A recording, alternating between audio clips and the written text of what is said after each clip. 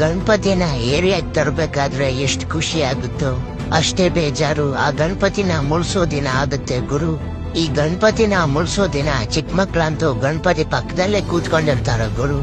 ನಮ್ಮಂತ ಶಕ್ತಿಶಾಲಿ ಯುವಕರಂತೂ ಸ್ವಲ್ಪ ಎಣ್ಣೆ ಹಾಕೊಂಡು ಡಿಜೆ ಮುಂದೆನೋ ತಮಟೆ ಮುಂದೆನೋ ಒಳ್ಳೆ ಸ್ಟೆಪ್ ಮೇಲ್ ಸ್ಟೆಪ್ ಹಾಕ್ತಾ ಇರ್ತಾರೆ.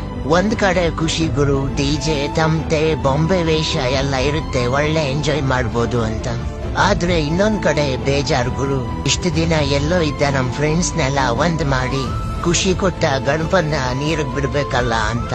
ಈ ಗಣಪತಿನ ನೀರಲ್ಲಿ ಮುಳುಗಿಸ್ಬೇಕಾದ್ರೆ ಒಂದ್ ಮಾತು ನೆನ್ಪಾಯ್ತು ಗುರು.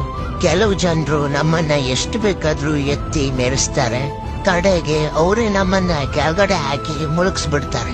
ಗಣೇಶನನ್ನ ವಿಸರ್ಜನೆ ಮಾಡ್ತಾ ಹಂಗೆ ನಮ್ ಪೇಜ್ನು ಫಾಲೋ ಮಾಡ್ರಪ್ಪ. ಅವತ್ತು 2 ಘಟನೆ ನಡೀತು.